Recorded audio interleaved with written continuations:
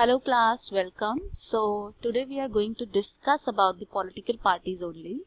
So the topic is challenges to political party. We have discussed that how political parties are recognized, how the political parties work, what are the functions of political party. Now we have to find out that what are the challenges to the political party. How do they work? And what are the challenges there for them? So challenges to political parties are numerous, and some of them are like lack of internal democracy. What does that mean? Internal democracy, what does that mean? We will discuss that. Then the dynastic succession.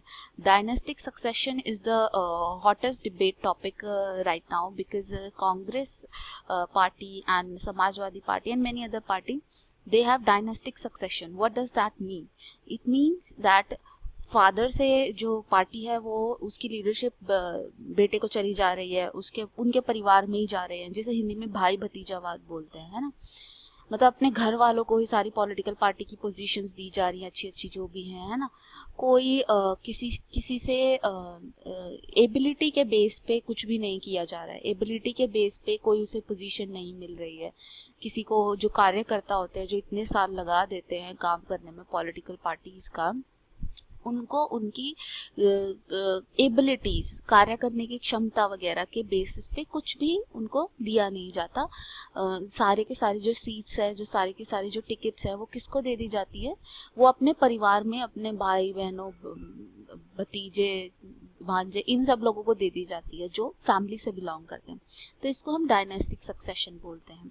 Then the money and the muscle power. What does that mean? Money and the muscle power actually जैसे गुंडा राज होता है, जैसे गुंडों से डरा धमका के कोई काम करवा लेना, कि लोगों को डरवा दिया, धमका दिया, गुंडे भेज दिए किसी के घर में, बोल दिया कि जाओ, अगर वोट नहीं दिया तो तुम पिट जाओगे, ऐसी चीज़ें, ये होती है मसल पावर। मनी पावर होती है कि आप पैसा दे के सब कुछ खरीदने की कोशिश करते हो।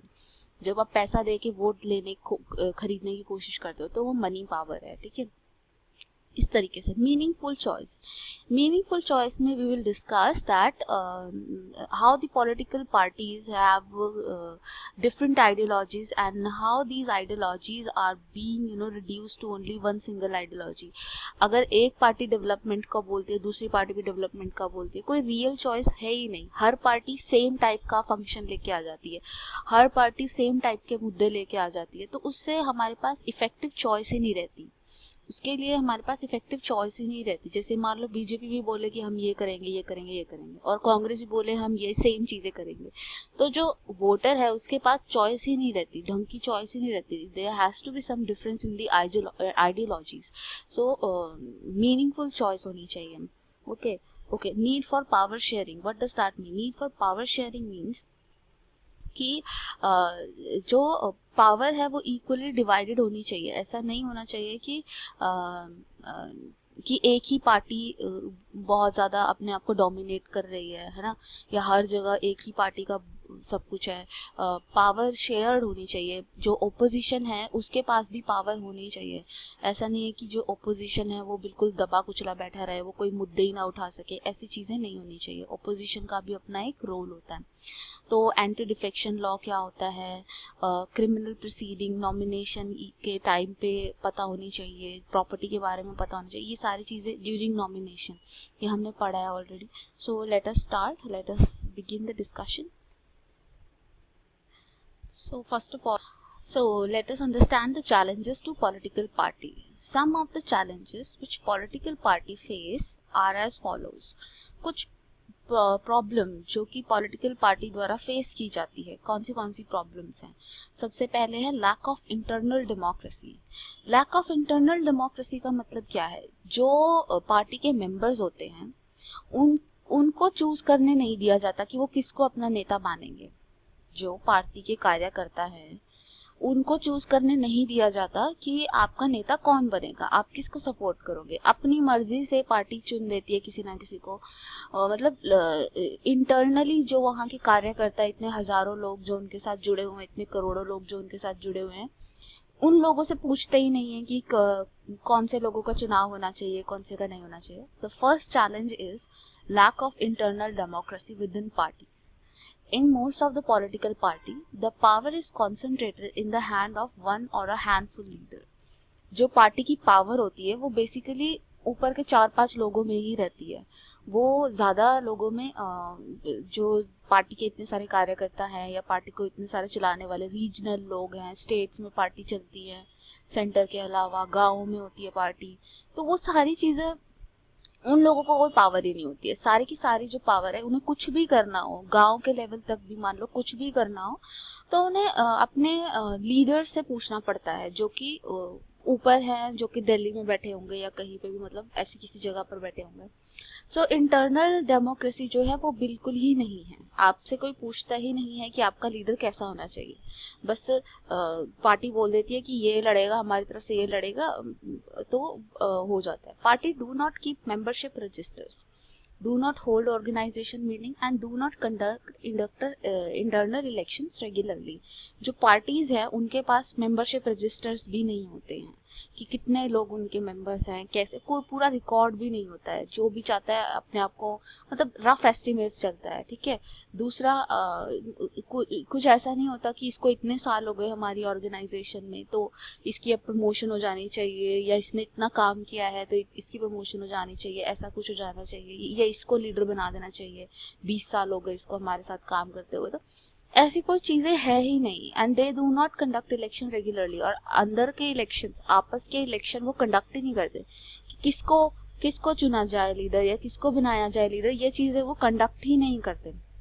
वो चीज़ें आपस में जो बस पॉलिटिकल लीडर ने बोल दिया कि ये होगा तो बस वो मान लेते कि यही होगा, इसके अलावा कुछ नहीं। Power sharing in different organs of government. Ordinary members of the party do not get sufficient information on what happens inside the party. जो नॉर्मल मेंबर्स होते हैं पार्टी के, उनको तो पता भी नहीं चलता है कि पार्टी में असल में चल क्या रहा है। जैसे कि सचिन पायलट का आजकल एग्जाम्पल चल रहा है, तो किसी जो मेंबर्स हैं उनको पता ही नहीं, जब तक बिल्कुल ऐसे ब्रेक होके मीडिया में रिपोर्ट नहीं आ जाती तब तक उनको पता ही नहीं होता बेचारों को कि हमारी पार्टी में कुछ ऐसी प्रॉब्लम चल रही है या कुछ ऐसा हो रहा है ना। जैसे नवजोत सिंह सिद्धू है, उन्होंने बीजेपी छोड़ दी और फिर कांग्रेस ज्वाइन कर ली। तो इन जो दूसरे नॉर्मल लोग होते हैं, नॉर्मल मेंबर होते हैं, उन्हें तो पता ही नहीं होता कि हमारे यहाँ पे हो कैसे रहा है, जिसका जब जो मन आए वो कर रहा होता है ना। तो ऑर्डिनरी मेंबर के पास सफिशिएंट इंफॉर्मेशन होती नहीं। Since one or few leaders exercise paramount power in the party, those who disagree with the leadership find it difficult to continue in the party। अब क्या होता है, जो पॉलिटिकल लीडर होता है, जो एक आधे लीडर हैं, सिर्फ वो ही सारे डिसीजन ले रहे होते हैं। और अब आप खुद एक क्लासरूम में हो मानो, ठीक है, उस क्लास में मैंने आपसे पूछा कि पिकनिक चलना है, ठीक है, तो कोई बोलेगा इस जगह पिकनिक चलना है, कोई बोलेगा इस जगह पिकनिक चलना है। तो इस तरीके से अलग अलग सबके ओपिनियंस होंगे, है ना, अलग अलग सबके ओपिनियन होंगे। अब या तो मैं सबकी सुनूं और उनको समझाऊं कि अच्छा इस जगह पे हम क्यों नहीं जा सकते, या इस जगह पे चलेंगे, या व्हाटएवर, कुछ भी मैं आपको समझाऊं, या तो कि हम वोटिंग से निकालेंगे हल, या कैसे भी निकालेंगे, कुछ भी, ठीक है, पर कम से कम मैं आपसे पूछूं तो सही। लेकिन एक होता है कि पूछना तो है नहीं, बस आपको उठा के ले जाना है कि चलो बस चलो यहाँ पे चल रहे हैं पिकनिक करने। तो जो कुछ लोग होते हैं उनको अच्छा नहीं लगता कि हमारे साथ ऐसा बिहेवियर किया जा रहा है, हमसे तो पूछा ही नहीं जा रहा है किसी भी बात की। तो बिल्कुल छोटा सा मुद्दा है एक क्लास में, राइट, कि आपके कितने सारे ओपिनियन होंगे। सोचो एक पॉलिटिकल पार्टी में जब बड़े बड़े डिसीजन होते हैं तो हर एक बात के ऊपर कितने सारे लोगों के कितने सारे ओपिनियंस होते होंगे, है ना। तो उनके वो ओपिनियन सुने ही नहीं जाते, और जब वो उनको ओपिनियन कोई सुनता नहीं है तो उन्हें ऑब्वियस है गुस्सा आएगा। उन लोगों को, जो मेंबर्स है उस पार्टी के, उनको गुस्सा आएगा तो वो पार्टी छोड़ के जाने की बात करेंगे, है ना। जैसे कि अभी भी सचिन पायलट का, गहलोत का एग्जाम्पल है, नवजोत सिंह सिद्धू का एग्जाम्पल है। ये क्यों छोड़ते हैं पार्टियां? ये इसीलिए छोड़ते हैं क्योंकि हो सकता है कि जो ये सोच रहे हैं, जो ये लोग सोच रहे हैं, वैसा पार्टी के लीडर्स ना सोच रहे हो, है ना। जैसे ये सोच रहे हैं वैसा पार्टी के लीडर्स ना सोच रहे हो, और फिर उन्हें अच्छा नहीं लगता कि भाई हमारी तो बिल्कुल बेइज्जती हो रही है, हमारी तो कोई बात ही नहीं सुनता है, तो इसलिए वो पार्टी छोड़ देते हैं। Loyalty to policies and principle of party has less value than the loyalty to the top leadership. अब इसको हम क्या बोल सकते हैं सिंपल लैंग्वेज में, ये है कि चमचागिरी मैटर करती है कि लोग लीडर को लॉयल हो जाते हैं। जैसे मोदी के अंधभक्त घूमते हैं कि आपको कुछ पता नहीं है, बस मोदी मोदी करते रहना हर टाइम कि हाँ वो महान है, ये है भगवान का रूप है, फलाना है ढिमकाना है। तो इस तरीके से, और ये नहीं देखना कि वो कौन सी पॉलिसीज चला रहा है, कौन से प्रिंसिपल्स चला रहा है, क्या उसकी पॉलिसीज सही हैं, क्या उसके प्रिंसिपल सही हैं, ये चीज़ें ना देखना, बल्कि बस एक लीडर के पीछे पड़ जाना, उसकी चमचागिरी करते रहना। तो आजकल ये ज़्यादा ट्रेंड में आ गया है कि आप पॉलिसीज और प्रिंसिपल पे आपका ध्यान नहीं है, किस कोई कैसी पॉलिसी बना रहा है, कोई कैसे प्रिंसिपल बना रहा है, आप एक लीडर के पीछे पड़ जाते हो। जो टॉप लीडरशिप होती है उसकी चमचागिरी पे ज़्यादा ध्यान देने लग जाते हो, उसको ज़्यादा लॉयल हो जाते हो देन टू द पार्टी को आप लॉयल ही नहीं रहते हो। और आप सिर्फ जो लीडर है, जिसके हाथ में पावर है कुछ करने की, ठीक है, आप सिर्फ उसके पीछे पड़ जाते हो। ये आपका पहला चैलेंज था, lack of internal democracy. Next is dynastic succession.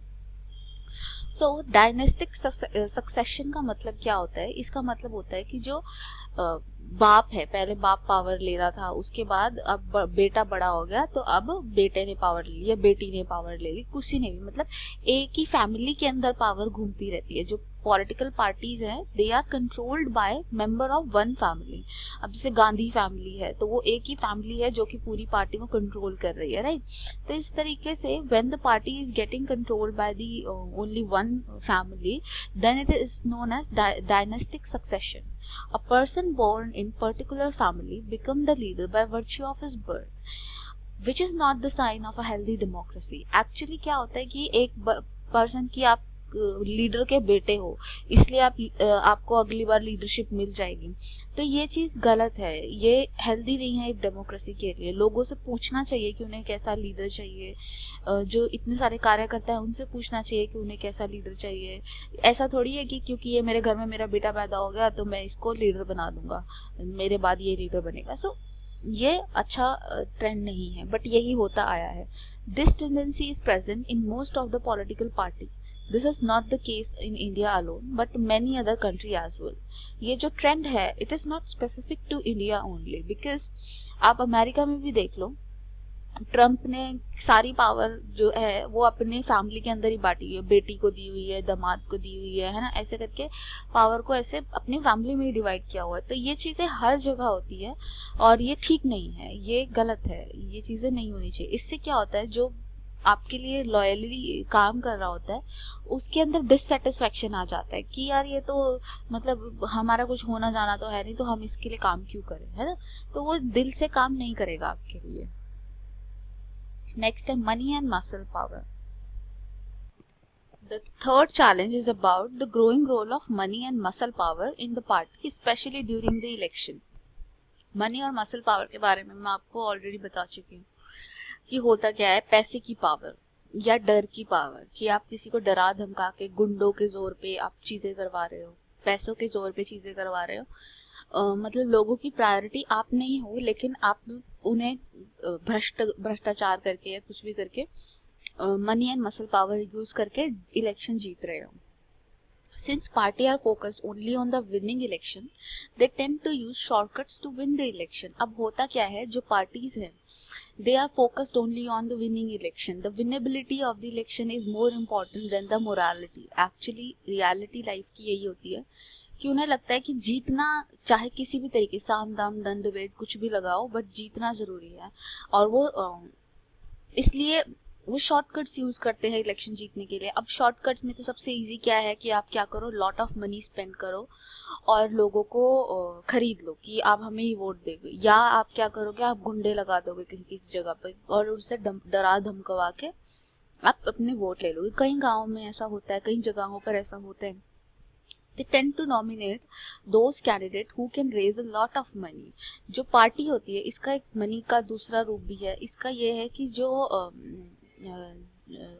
Maximum आप देखोगे इलेक्शन टाइम्स पे क्या होता है, सडनली नॉमिनेशन चेंज हो जाते हैं। सडनली किसी पता ही नहीं चलता कि पार्टी किसको नॉमिनेट करने वाली है। इस जगह से मान लो बहादुरगढ़ कॉन्स्टिट्यूएंसी है तो वहाँ से कौन सा लीडर उठेगा कौन सा नहीं। क्यों? क्योंकि जो ज़्यादा पैसे दे देता है, जैसे किसी को एमएलए के इलेक्शन लड़ना है, ठीक है, जो पार्टी को ज़्यादा पैसे दे देगा, चाहे उसने कोई काम ना कर रखा हो वहाँ पे, ठीक है, कोई काम नहीं कर रखा हो, बहादुरगढ़ में कुछ भी ना कर रखा हो, लेकिन अगर उसने ज़्यादा पैसे दे दिए पार्टी को, कि मान लो कोई 5 करोड़ दे रहा था और उसने 6 करोड़ दे दिए, ठीक है, तो पार्टी उसी को टिकट दे देती है जिसने ज़्यादा पैसे दिए हों। तो इस तरीके से पार्टी के टिकट्स भी बिकाऊ हो जाते हैं। तो जो नॉर्मल लोग होते हैं जो कि काम कर रहे हैं पार्टी में इतने सालों से, इतना दिमाग खपा रहे होते हैं, तो उनको बुरा लगता है कि ये क्या हो गया, ये सडनली एकदम से यहाँ से वहाँ कैसे चेंज हो गया। Rich people and company who give fund to the party tend to have influence on the policies and decision of the party. In fact हमें नहीं पता होता, हम क्योंकि इतने नाइव होते हैं कि हम जो टीवी में देख लेते हैं हम उसी को मान लेते हैं, यही सच्चा है कि हाँ ये देश के लिए ऐसी पॉलिसी ला रहा है, वो ला रहा है, फलाना ढिमकाना।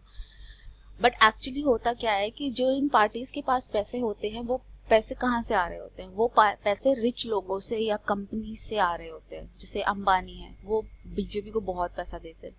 तो इस तरीके से तो जो गवर्नमेंट है वो क्या करती है, इस अंबानी उनको क्यों पैसा दे रहा है, कुछ तो मतलब कनेक्शन होगा ना, कोई पागल थोड़ी है कि ऐसे पैसे दे देगा। तो वो कनेक्शन ये होता है कि फिर आप पॉलिसीज ऐसी बनाओगे जो कि फेवर करें उस पर्टिकुलर कंपनी को, उन रिच लोगों को जिन्होंने पैसे दिए हैं, ठीक है। तो इसलिए आप देखोगे कभी भी जो कंपनीज हैं उनकी प्रेफरेंसेस होती हैं कि ये बंदा बनना चाहिए, क्योंकि उन्हें पता है कि वो जिसको पैसे देंगे फिर वो उसी उनकी फेवरेबल पॉलिसीज बनाएगा। जैसे अभी के टाइम में पता है कि अंबानी के फेवर में सारी पॉलिसीज बनती हैं, क्यों? क्योंकि उन्होंने उसको फंड किया हुआ है। इसीलिए तो सारे लोग मांगते हैं, जब ये आरटीआई वगैरह फाइल करते हैं कोई एनजीओ वगैरह, तो वो क्या मांगते हैं, ये मांगते हैं कि आपको किस किसने फंड किया है, आप दिखाओ हमें किस किसने आपको फंड किया है, ताकि उससे हमें पता चल जाए कि क्या आप कोई डिसीजन ले रहे हो तो क्या बायस्ड होकर डिसीजन ले रहे हो। तो इससे ट्रांसपेरेंसी रहती है। In some cases party support criminal who can win election. Even party के लिए विनेबिलिटी इतनी ज़्यादा ज़रूरी होती है कि वो बिल्कुल मॉरल भूल जाते हैं। वो क्या क्रिमिनल्स को भी भर्ती कर लेते हैं। क्रिमिनल्स कितने सारे, हमारी पार्लियामेंट में अराउंड 50% लोग क्रिमिनल हैं। तो क्रिमिनल्स को क्यों ले लेते हैं, वो इसलिए ले लेते हैं क्योंकि क्रिमिनल्स का दबदबा होता है एक जगह के ऊपर, लोग उनसे डरते हैं। लोग उनसे डरते हैं तो वो डरा देते हैं कि अगर तुमने हमें वोट नहीं दिया तो देख लेना, अगर हम यहाँ से नहीं जीते तो भाई देख लेना फिर। तो लोग डर के मारे उन्हें वोट दे देते हैं और वो जीत जाते हैं। तो इस वजह से मनी एंड मसल पावर इस तरीके से यूज की जा रही है। मान लो एक लोकेलिटी में जाकर उन्होंने धमका दिया कि अगर इस जगह से मैं नहीं जीता ना तो ये हो जाएगा वो हो जाएगा, डरा धमका दिया, तो ऑब्वियस है जो उस पर्टिकुलर जगह के लोग हैं वो उसी बंदे को वोट दे के आएंगे, वो क्यों प्रॉब्लम मोल लेना चाहेंगे, है ना। तो इस तरीके से जो पार्टी है उसको ले लेती है, क्योंकि पार्टी को लगता है कि ये तो डरा धमका के वोट ले ही लेगा, है ना। और पार्टी को क्या चाहिए, सिर्फ वोट चाहिए, उन्हें कुछ नहीं लेना देना कि ठीक हो ना हो, तो वो बंदा अच्छा है नहीं है, कैसा भी है, उन्हें कोई फ़र्क नहीं पड़ता। तो आई होप ये चैलेंजेस आपको समझ आए होंगे। नेक्स्ट वीडियो में हम इसको और डीपर डिस्कशन के साथ लेके चलेंगे। अभी के लिए इतना ही। Thank you so much.